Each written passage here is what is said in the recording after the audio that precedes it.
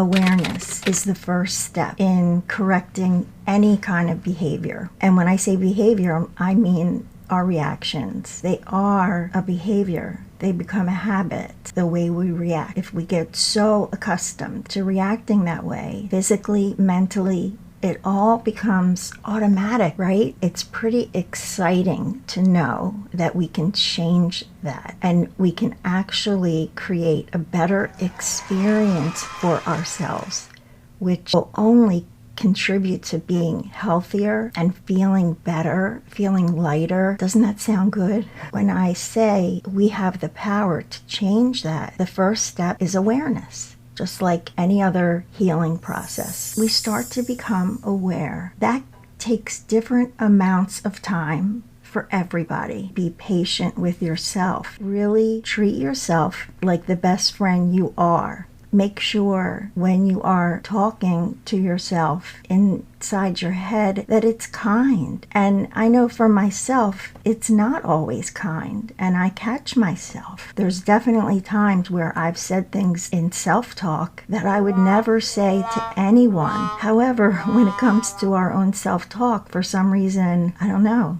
it just comes out. At least it does for me sometimes. It's definitely gotten so much better. Not even that much time passed from when I started this journey of becoming more emotionally aware. The journey is ongoing. We have that opportunity to learn about ourselves and notice what changes in our body. Beyond that, hone in on where am I feeling that in my body? Where is that tightness? Where is that tension? Or am I breaking out in a sweat? Or am I shaking? Is my heart beating faster? Whatever the physical reaction is, when I can, I go into deep breathing, which is what I suggest as you begin your awareness journey, or if you're already on one, as you continue. The breath is a very powerful tool that we have. We have it already with us. It's already included, and we can just go to our breath. And I don't mean just like it's so easy. It's something that will happen, and I don't think it will take very long. It's going to depend upon your consistency and how much you really allow yourself to stop and kind of put what's happening under a microscope in that moment, looking at it and asking yourself questions to sort of check in. How am I feeling? Where am I feeling it? What caused me to feel that way? Really examine what happened prior to how you're feeling right now. You want to make sure that you tell yourself to breathe, and I constantly check to make sure I'm not holding my breath. For me, for some reason, it's not just with negative emotions. Even sometimes when I'm concentrating or in a deep conversation, I might hold my breath until I catch myself.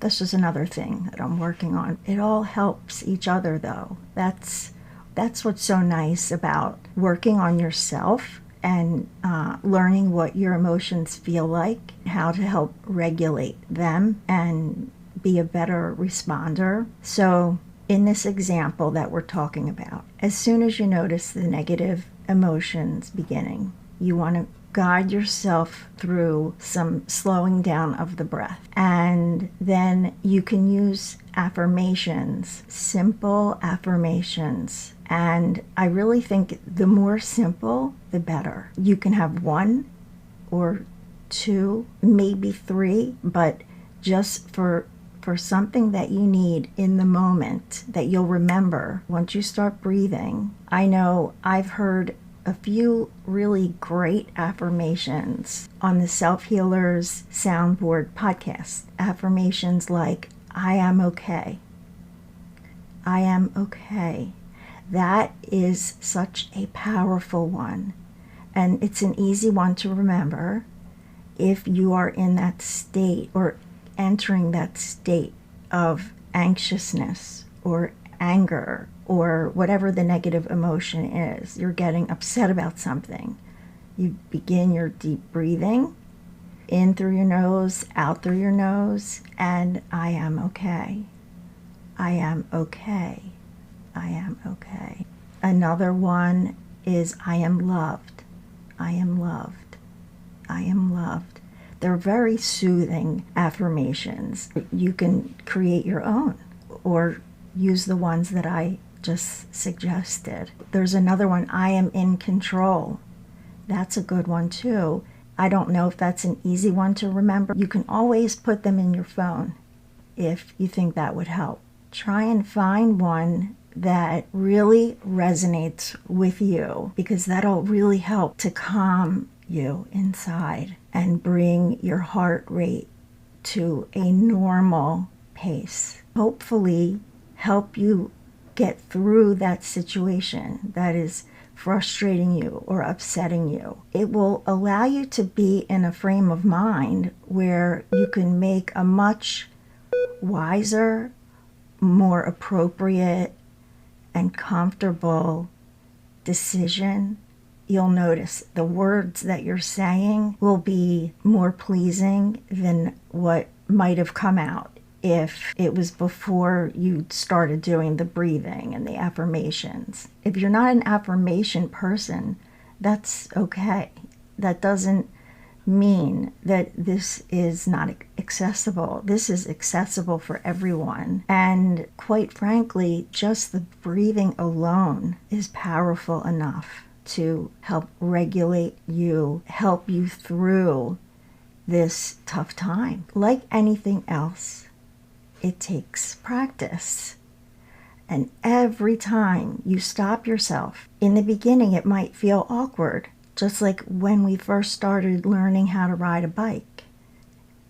We would fall, get back up, get on the bike. After a little while, after you see how much better you feel in that situation, once you feel calmer, and how you deal with it, especially, it's so important to reward yourself. If you did that and it got you through, you need to tell yourself what a great job you did handling that, how strong you were to go into your breathing and find your breath and not just say what was about to come right out of your mouth, right? Which we've all done that too. It doesn't have to be that way. I definitely know that is not what feels good. And it's often not who we truly are. We're not even representing who we are when we say anything in a state of upset.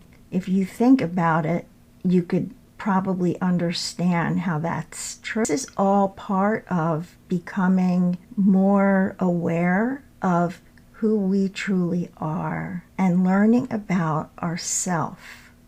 It's not a concept that was very stressed growing up, not when I was growing up. However, it most certainly needs to be. So the next time you find yourself starting to feel a negative emotion coming up, give it a try. Start to slow down your breath. The nice thing about that is nobody has to know what's going on that's with you. It's a personal, private process. If for some reason you feel you need to have privacy, certainly it's appropriate to excuse yourself and go to the restroom if you have to, or somewhere else where you can have some privacy.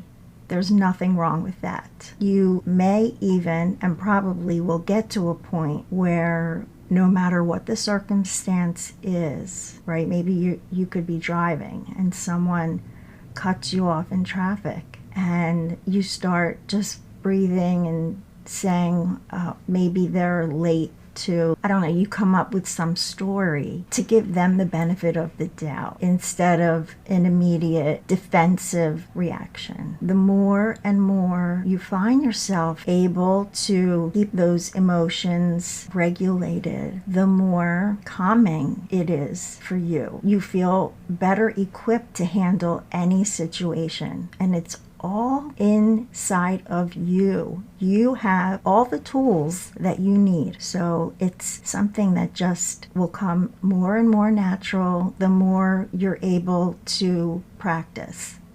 And if you have a great day, make sure you reinforce that to yourself. If it's not such a great day, be gentle and forgiving, just as if it was another best friend. Tell yourself what you think you would want to hear. The more you practice this calming and fine-tune what works for you, you are going to start feeling the positive effects. I really want to hear about it. Feel free to share how it's going for you in the comments below. If there is another area related to this, feel free to suggest any topic of interest to you in the comments below. I hope this video was helpful for you. Take good care, and I'll see you next time. Sending you lots of love.